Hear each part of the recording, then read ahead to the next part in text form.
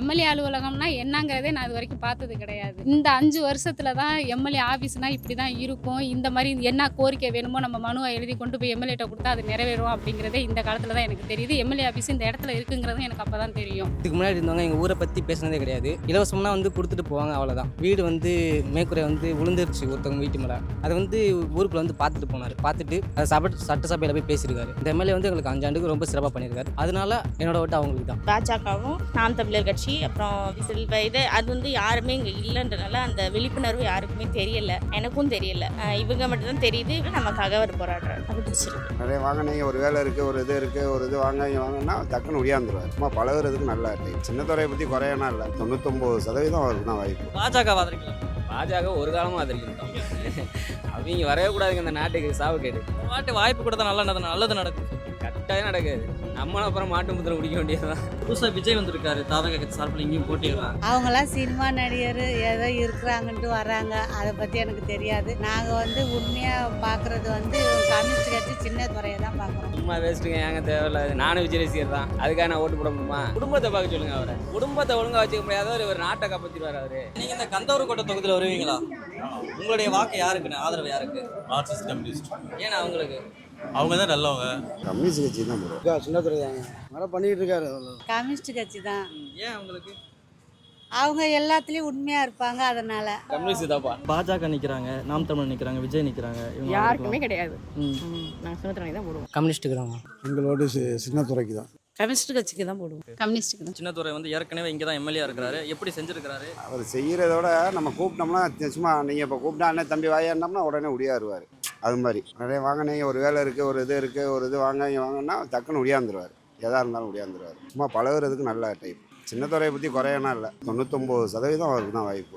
கரெக்டானவர், நான் மென்மையான மனிதன், சும்மா சொல்லக்கூடாது. நம்ம போனோம்னா ஒரு விஷயங்களை சொன்னோம்னா கேட்டுக்குவார். கேட்டுட்டு அதை பற்றி இது பண்ணுவார். அவர் மேலே ஒரு தவறுதான ஒரு இதாக எதையும் சொல்ல முடியாது. என்ன செஞ்சுருக்காரு, ஏரியா நிறையா பண்ணிக்கிட்டு இருக்காரு. நல்ல மனுஷன் தான், நிறைய அனுசரிக்கக்கூடிய நல்ல பக்குவமான நல்ல மனிதன். அவர் நல்லா தான் பண்ணார். அது என்ன நமக்கு தெரியாதுல்ல. அவங்க எப்போவுமே உண்மையாக தான் இருக்கிறாங்க, அதனால் எங்கள் ஆதரவுலாம் அவங்களுக்கு தான். கம்யூனிஸ்ட் கட்சி அருவா சுற்றிலுக்கு தான். எப்படி இருக்கு இந்த தொகுதியில் அவரோட செயல்பாடெல்லாம்? நல்லா இருக்கு, நல்லவர். பாஜக சார்பில் நிற்கிறாங்களா உதயகுமார், அவருக்கு போடலாம்ல? இல்லை, அவங்கள பற்றி எனக்கு அவ்வளோத்துக்கு தெரியாது. நாங்கள் சின்ன துறையை வந்து எங்களுக்கு நல்லா தெரியும். அவங்கள பற்றி நான் சொல்கிறேன். அவங்க வந்து எல்லா விஷயத்துலையும் நேர்மையாக இருப்பாங்க. ஒரு சின்ன பிள்ளைங்க குழந்தைங்க கூப்பிட்டா கூட மரியாதையோடு பேசுவாங்க, பண்ணுவாங்க. அதனால் எங்கள் ஆதரவு அவங்களுக்கு தான். எம்எல்ஏ அலுவலகம்னா என்னங்கிறதே நான் இது வரைக்கும் பார்த்தது கிடையாது. இந்த 5 வருஷத்துல தான் எம்எல்ஏ ஆஃபீஸ்னா இப்படி தான் இருக்கும். இந்த மாதிரி என்ன கோரிக்கை வேணுமோ நம்ம மனுவை எழுதி கொண்டு போய் எம்எல்ஏட்ட கொடுத்தா அது நிறைவேறும் அப்படிங்கிறதே இந்த காலத்தில் தான் எனக்கு தெரியுது. எம்எல்ஏ ஆஃபீஸ் இந்த இடத்துல இருக்குங்கிறதும் எனக்கு அப்போ தான் தெரியும்.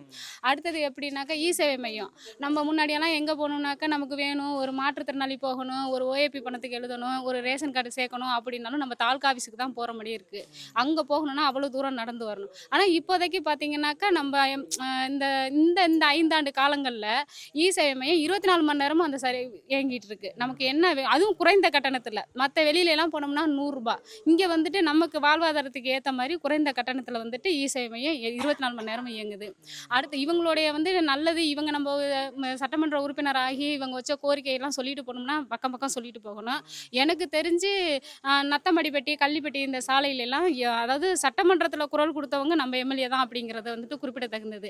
இது வரைக்கும் யாருமே அந்த மாதிரி பேசி இந்த கிராமப்புறங்களில் இந்த கந்தரக்கோட்டை தொகுதியை பற்றி சட்டமன்றத்தில் பேசினதே நான் கேள்விப்பட்டது கிடையாது. இப்போ தான் இந்த சட்டமன்ற உறுப்பினர் வந்துட்டு இந்த கள்ளிப்பட்டி சாலையை சீரமைக்கணும் அப்படின்னு சொல்லி பேசியிருக்காங்க. போன 5 ஆண்டு சிறப்பாக பண்ணியிருக்காங்க. எங்கள் ஊருக்கு பஸ்ஸு வசதியும் நிறையா வந்திருக்கு. அது இல்லாமல் எங்கள் ஊரை வந்து சட்டசபையில் பேசியிருக்காங்க. வீட்டு மேற்கூரை அமைக்கிறத பற்றி பேசியிருக்காங்க. இந்த மாதிரி எம்எல்ஏ வந்து எங்களுக்கு ரொம்ப முக்கியமானவர். இதுக்கு முன்னாடி இருந்தவங்க எங்கள் ஊரை பற்றி பேசுனதே கிடையாது. இலவசம்னா வந்து கொடுத்துட்டு போவாங்க, அவ்வளோதான். வீடு வந்து மேற்கூரை வந்து விழுந்துருச்சு ஒருத்தவங்க வீட்டு மேலே. அதை வந்து ஊருக்குள்ள வந்து பார்த்துட்டு போனார். பார்த்துட்டு அதை சட்டசபையில் போய் பேசியிருக்காரு. இந்த எம்எல்ஏ வந்து எங்களுக்கு 5 ஆண்டுக்கு ரொம்ப சிறப்பாக பண்ணியிருக்காரு. அதனால என்னோட ஓட்டு அவங்களுக்கு தான். ஒரு நல்ல மனுஷனா, ஒரு உரிமையாக வந்து நின்று பேசுவாங்க, பெருமையாக இல்லாமல். உங்கள் ஊருக்குலாம் வந்திருக்காரு அவரு? வந்துருக்கு. ஆடம்பரமெல்லாம் இல்லை, உறவினர்களாக பேசியிருக்காங்க. சின்னதுரை அவங்களுக்கு போடுவேன். சின்னதுரைக்கு போட போறீங்க. ஏன் சின்னதுரைக்கு? அவர் வந்து நிறைய பஸ் விட்டுருக்காரு. ப்ளஸ் எங்களுக்கு வந்து காலனி வீடு இல்லாமல் ரொம்ப சிரமமாக இருக்குது. அதுக்கு வந்து அவங்க போராடிட்டு இருக்காங்க. அது பிடிச்சிருக்கு எனக்கு. அது அடுத்த டைம் வரும்போது அது அந்த கோரிக்கை வந்து நிறைவேற்றுவாங்கன்னு நான் நம்புகிறேன். மற்ற கட்சிலாம் இருக்காங்களா, பாஜக, தாவேக்கா வந்திருக்கிறாங்க, நாம் தமிழர் கட்சி, அவங்கெல்லாம் ஏன் ஆதரிக்க மாட்டேங்க? அவங்க இது வரைக்கும் செஞ்சதில்ல, இவங்க தான் செஞ்சுருக்காங்க வந்ததில்ல. இவங்க வந்து இப்போ அந்த அதான் சொன்னாங்களே பஸ் விட்டுருக்காங்க, இந்த காலனிக்கு போராடிட்டு இருக்காங்க. அது வந்து பிடிச்சிருக்கு. மற்றபடி அவங்க எங்கள் சைடில் அவங்க யாரும் இல்லை. இப்போ பாஜகவும் நாம் தமிழர் கட்சி அப்புறம் இது அது வந்து யாருமே இங்கே இல்லைன்றனால அந்த விழிப்புணர்வு யாருக்குமே தெரியல, எனக்கும் தெரியல. இவங்க மட்டும்தான் தெரியுது, நமக்காக அவர் போராடுறாரு. அது பிடிச்சிருக்கு. இப்போ எங்கள் ஊர்ல எல்லாம் வந்துட்டு ஒரு 20 வருஷத்துக்கு முன்னாடி தான் கட்டின காலனி வீடு, அதில் தான் நாங்கள் குடியிருந்து வாழ்ந்துகிட்டு இருந்தோம். மற்றவங்க எப்படியோ நான் அந்த வீட்டில் தான் குடியிருந்து வாழ்ந்துட்டு இருந்தேன். மழை பெஞ்சிச்சுனாக்கா அந்த மேற்கூரை எப்போ கீழே விழுவோம் அப்படிங்கிற ஒரு பயத்தோட தான் நாங்கள் இருந்துட்டு இருந்தோம். அப்படி இருக்கும் பொழுது இப்போ எங்கள் வீட்டில் எங்கள் பக்கத்து வீட்டில் வந்துட்டு தூங்கிட்டு இருக்கும் பொழுது மேற்கூரை விழுந்துருச்சு. விழுந்தவனையுமே இப்போ எல்லாருமே எல்லா கட்சிக்காரவங்களும் வந்தாங்க, வந்து பார்த்தாங்க, விழுந்துருச்சா அப்படிங்கிற ஒரு அனுபவத்தோட போனாங்க. நம்ம சட்டமன்ற உறுப்பினர் நேரடியாகவே வந்து நமக்கு வந்துட்டு அந்த கனவு இல்லம், கலைஞர் கனவு இல்லத்தை வந்துட்டு அலாட்மெண்ட் கொடுத்து ஒர்க் ஆர்டு கொடுத்து வீடு கட்டிக்கங்க அப்படின்னு சொல்லிட்டு நேரடியாக வந்து பார்த்து கொடுத்தாங்க. அந்த ஒரு வீட்டை பார்த்ததும் இல்லாமல் அந்த மேற்கூரை சீரமைப்பை வந்துட்டு சட்டமன்றத்தில் பேசி இப்போ எங்கள் ஊரை பொறுத்த வரைக்கும் ஒரு 15-20 வீடு, ஏன் இந்த வீடுமே வந்துட்டு ரீஒர்க்கு தான், அந்த மறுசீரமைப்பில் செஞ்சு இப்போ நாங்கள் வந்துட்டு ஓரளவு எங்களுக்கு வந்துட்டு நல்லா தான் நாங்கள் வாழ்ந்துட்டு இருக்கிறோம். எங்கள் ஊருக்கு பஸ் விட்டாங்க. அந்த ஸ்கூல் பிள்ளைங்க அங்கேருந்து நடந்து வருதுங்கிறதுனால பஸ் விட்டாங்க. தஞ்சாவூர்லேருந்து ஒரு பஸ்ஸு, கந்தரோட்டிலேருந்து ஒரு பஸ் விட்டுருக்காங்க. அதெல்லாம் நல்லதெல்லாம் செஞ்சுருக்குறாங்க. அதனால அதுக்கு போட்டோம் அப்படின்னு சொல்லுவாங்க. எங்கள் ஊரில் பார்த்தீங்கன்னா அவ்வளோ குடிசையாக இருந்துச்சு. குடிசையாக இருக்கும், சாக்கடையாக இருக்கும். ஒரே வந்துட்டு அப்படியே பார்த்தாக்க தண்ணி பேஞ்சு அப்படியே தேங்கியே நிற்கும். ஆனால் இப்போதைக்கு பார்த்தீங்கன்னா இந்த 5 ஆண்டு காலங்களில் வந்துட்டு அதான் சொல்கிறேனே, அந்த எம்எல்ஏங்கிற கொஞ்சம் கூட இந்த ஈகோ இந்த இதே இல்லாமல் கௌரவம் இல்லாமல் அப்படியே வந்துட்டு தெருவாக நடந்து வந்து வீதியாக நடந்து வந்து ஒவ்வொரு வீட்டையும் போய் பார்த்து இந்தந்த வீடெல்லாம் நம்ம சரி செஞ்சு எங்கே குரல் கொடுத்தா வந்துட்டு இதுக்கு விழிப்புணர்வு வரும் அப்படிங்கிறத பார்த்துட்டு அங்கே போய் குரல் எழுப்பி எங்களுக்கு வந்துட்டு வாங்கி தந்த சட்டமன்ற உறுப்பினர் நம்ம எம்எல்ஏ தான். நல்லா எங்களோட பழகுவாங்க, பேசுவாங்க. கூட்டத்துக்கெல்லாம் போனோம்னா நம்மள மாதிரியே சாதாரண மனுஷன் மாதிரி இருப்பாங்க.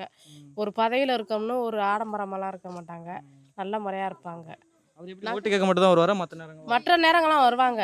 நாங்கள் இப்போ இந்த வீடெல்லாம் ஒரு பொண்ணு மேலே விழுந்துருச்சு சொன்னோம், அந்த உடனே வந்தாங்க. உடனே வந்து பார்த்துட்டு இந்த வீட்டுக்கு உள்ளதை இடிஞ்சு போனதுக்கு பழுது பார்க்குறதுக்கு ஏற்பாடு பண்ணி பார்க்க விட்டாங்க. எல்லாமே செஞ்சுருக்காங்க, நிறையா செஞ்சுருக்காங்க. நம்ம எம்எல்ஏவை போய் பார்க்கணும் அப்படிங்கிறதே வந்துட்டு யாரோ ஒரு கலெக்டர் அளவில் போய் பார்க்கணும், அங்கே பார்க்கணும், இங்கே நாங்களாம் எப்படி பார்க்கணும் அப்படிங்கிறது கூட தெரியலை. இப்போதைக்கு வந்துட்டு எங்களுக்கு எந்த டயத்தில் நாங்கள் பார்க்கணுமோ அந்த டயத்தில் வந்து பார்க்குற அளவுக்கு அவங்களுடைய நடவடிக்கைகள் செயல்பாடுகள் எல்லாமே இருக்குது. எங்களுக்கு வந்து வீட்டு மனை பட்டா வேணும்னு சொல்லிட்டு நாங்கள் கொண்டு போய் ஒரு மனுவாக கொடுத்துட்டு வந்தோம். அந்த மனுவை ஏற்றி வந்துட்டு அதாவது எப்படின்னா ஒரு எம்எல்ஏங்கிற ஒரு இது கூட இல்லாமல் தெருவா சாலையாக வந்துட்டு சாக்கடையெல்லாம் இருந்துச்சு. அந்த சாக்கடையெல்லாம் கடந்து வந்து வீடு வீடாக பார்த்துட்டு போனாங்க. அந்த அளவுக்கு வந்துட்டு எங்களோட மக்களுமா அந்நியமாக இருக்காங்க. பாஜக ஆதரிக்கலாம்ல? பாஜக ஒரு காலமும் ஆதரிக்க மாட்டோம். அவங்க வரவே கூடாதுங்க இந்த நாட்டுக்கு, சாவுக்கேடு. ஒரு வாட்டி வாய்ப்பு கொடுத்தா நல்லது நடக்கும்னு சொல்கிறாங்க. கட்டாயம் நடக்காது. நம்மளும் அப்புறம் மாட்டு முத்திரம் குடிக்க வேண்டியதுதான். ஏங்க அவன் பாஜகலாம் நம்ம நாட்டுக்கு வரலாமாங்க? நம்ம இப்போ பின்னாடி போயிடுவோம், அப்புறம் 50 வருஷம் பின்னோக்கி போயிடுவோம். புரியுதுங்களா? நம்ம முன்னாடி போயிட்டுருக்கோம், எல்லாரை விட வளர்ந்த நாடோட போட்டி போட்டுட்டு இருக்கான். அவனை போய் இங்கே கொண்டு வந்தீங்கன்னா அப்புறம் வடநாடு மாதிரி நம்ம கதை அப்புறம் ரொம்ப மோசமாக போயிடும். எந்த காலத்துலையும் பிஜேபி இங்கே வரக்கூடாது, அதில் நாங்கள் உறுதியாக இருக்கோம். புதுசாக வந்திருக்கிற விஜய், அவர் ஆதரிக்கலாம்ல? அவர் என்ன சொல்கிறாரு, அவர் என்ன தான் சொல்கிறாரு, எனக்கு ஒன்றுமே விளங்கவே இல்லையே, புரியவே இல்லையே. உங்களுக்கு ஏதாவது புரியுதா அவர் சொல்கிறது? விஜய் சொல்கிறது ஏதாவது புரியுதா? தாவக்கெல்லாம் வேஸ்ட்டுங்க. ஏன் அப்படி சொல்கிறீங்க? அது ஒரு எப்படின்னு சொல்கிறதுனா அது ஒரு தற்குறி, அதை பேசுகிறது வேஸ்ட்டு. புதுசாக வந்திருக்க நிறைய நல்லது பண்ணுவேன்னு சொல்கிறாப்புல விஜய். அதை அப்படி தான் சொல்லுவேன், வாரவுக்கு அப்படி தான் சொல்லுவேன். விஜய் அந்தளவு ஒன்று கொள்கையே தெரியலையே. கொள்கை என்னன்னு கேட்டாலே தெரிய மாட்டேங்குது அவங்களுக்கு. இதெல்லாம் சும்மா அந்த ஒரு சினிமா முகத்தில் சுற்றிட்டு இருக்காங்க தவிர அரசியல்னு பார்த்தீங்கன்னா விஜய் சரிப்பட்டு வந்தார். அவருக்கெல்லாம் ஒன்றும் அரசியல் சரியாக தெரியாது. இல்லை அவங்களுக்கும் கேள்வரம் இளைஞர்கள்லாம் இருக்காங்க. அரசியலுங்கிற தந்திர சூழ்ச்சி ஒரு குடும்பம் மாதிரி நம்ம குடும்பம் நடத்துகிறோம்னு சொன்னால் அதுக்கு அந்த பக்குவம் தெரிஞ்சால் தான் பண்ண முடியும். போய் அரசியல்லாம் அதிகம் பண்ண முடியாது. இளைஞர்கள் சும்மா இருக்கிறதுனால ஒரு ஆசை, நம்மளும் நிற்கலாமா அப்படின்னு ஒரு ஆர்வம் காட்டுறாரு. இப்போ நீங்கள் சின்னத்துறை ஆதரிக்கிறதுக்கான காரணம் என்ன? நல்லா செயல்பாடு நல்லா பண்ணுவார், நல்லா ஓரளவு நிறைய அதை வச்செல்லாம் பண்ணிகிட்டு இருப்பார். இப்போ இங்கே பாஜக போட்டிடுறாங்களா, அவங்களுக்கு வாக்களிக்கலாம்ல? அவங்களுக்கு எல்லாம் பண்ணால் ரொம்ப அடாவடித்தனம் அதிகமாக இருக்கும். சிறுபான்மையெல்லாம் ரொம்ப போட்டு நொறுக்கிடுவாங்க. அதெல்லாம் ஒன்று 4 ஏழை எளிய மக்கள்லாம் இங்கே வாழ முடியாது. அதனால் அதை வேண்டான்னு எதுக்குறாங்க. பாஜகங்கிறது வந்துட்டு எங்கள் ஊரில் வந்து பாஜகனா என்ன, பாஜகன்னு சொல்ல தெரியாது, மோடின்னு தான் சொல்லுவோம். மோடிக்கு வந்துட்டு எங்கள் ஊரில் வந்துட்டு ஒரு எம்எல் கூட வந்துட்டு ஆதரவு இல்லை, அதுக்கு ஓட்டு விழுகாது. இப்போ இந்த இளைஞர்கள் வந்துட்டு டிவி கேட்க அப்படின்னு சொல்லிட்டு இருக்காங்க, டிவிக்கு வரும்னு சொல்கிறாங்க. அது எப்படின்னா முக்கால்வாசி வந்துட்டு வாக்குரிமை இல்லாத பசங்க தான் சொல்கிறாங்க. இது மதவாத கட்சி, எப்போ வேணாலும் எது வேணாலும் நடக்கலாம். அவங்க சொல்லி முதல்ல மோடி எங்கள் ஆதரவு பெற்ற சின்ன மோடின்னு கூட ஓட்டு கேட்க மாட்டேங்கிறாங்க. அம்மாவோட ஆதரவு பெற்ற சின்னம் தானே ஓட்டு கேட்குறாங்க. அப்புறம் எப்படி அவங்களுக்கு ஓட்டு போட முடியும்? பாவம் எடப்பாடி. புதுசாக விஜய் வந்திருக்காரு, தாவக கட்சி சார்பில் இங்கேயும் போட்டிடுறாங்க. அவங்களாம் சினிமா நடிகர் ஏதோ இருக்கிறாங்கன்ட்டு வராங்க, அதை பற்றி எனக்கு தெரியாது. நாங்கள் வந்து உண்மையாக பார்க்குறது வந்து கம்யூனிஸ்ட் கட்சி சின்ன துறையை தான் பார்க்குறோம். இப்போ என் பையன்லாம் வந்துட்டு தீவிரமாக வந்துட்டு அந்த டிவிக்கு எதிர்ப்பான். அந்த விஜய்ங்கிற சேனலில் வச்சு கேட்டாலுமே அதை வந்து மாற்றுவான். ஸ்டாலின் தான் ஜெயிக்கணும் அப்படின்னு சொல்லி அவனோட கருத்து அதான் இருக்கும், அதை தான் சொல்லுவான். அது வர்றதுக்கு வாய்ப்பு இல்லைப்பா, எங்கள் ஊர்லேருந்து வராது. சும்மா வேஸ்ட்டுங்க, ஏங்க தேவையில்லாது. நானும் விஜய் ரசிகர் தான், அதுக்காக நான் ஓட்டு போட முடியுமா? குடும்பத்தை பார்க்க சொல்லுங்கள் அவரை. குடும்பத்தை ஒழுங்காக வச்சுக்க முடியாதவர் ஒரு நாட்டை காப்பாற்றிடுவார் அவர். இது அதெல்லாம் பொய்யுங்க, அதெல்லாம் சும்மா. அதெல்லாம் பிஜேபியால் உருவாக்கப்பட்ட ஆள் அவர். நான் சொல்கிறேன் தெளிவாக, வாய்ப்பே கிடையாது. அவரெல்லாம் சும்மா சொல்கிறது. விஜய் வந்து என்ன பண்ண போகிறாரு? நம்ம எல்லா மாநிலத்தோட கீழே இருக்கோமா? கீழே இருக்கோன்னா இவர் நாங்கள் எல்லாரோட கீழே போயிட்டீங்க, நாங்கள் வந்து மீக்க வந்திருக்கோன்னு சொல்லலாம். நம்ம எல்லாரோட முன்ன போயிட்டு இருக்கோம், டாப்பில் இருக்கோம், ஃபஸ்ட்டில் இருக்கோம் இந்தியாவிலேயே. இவர் வந்து நிமித்த போகிறாரு அவர். அதெல்லாம் ஒன்றும் கிடையாது. ஒரு காலமாக விஜய்க்கு வந்து நாங்களாம் ஓட்டு போட மாட்டோம். நான் விஜய் ரசிகர் தான், அதுக்காக நான் விஜய் ஓட்டு போட மாட்டேன். அவங்கள விட இவர் ரொம்ப அட்வான்ஸாக தான் பண்ணிட்டு இருக்காரு எங்கள் ஊருக்கு பொறுத்த வரைக்கும். என்ன டிவிக்கே இருந்தாலும் டிவிக்கு மேலே எங்களுக்கு அதிருப்தி தான். இன்ன வரைக்கும் கலர் செயல் இறங்கி பண்ணது கிடையாது. அதனால் பாஜக ரொம்ப தீவிரமாக இருக்காங்க. அவங்கள பயம்தான் வருது. நல்லாட்சி கொடுப்பாங்கன்னு எந்த ஒரு ஏன் பயம் வருது?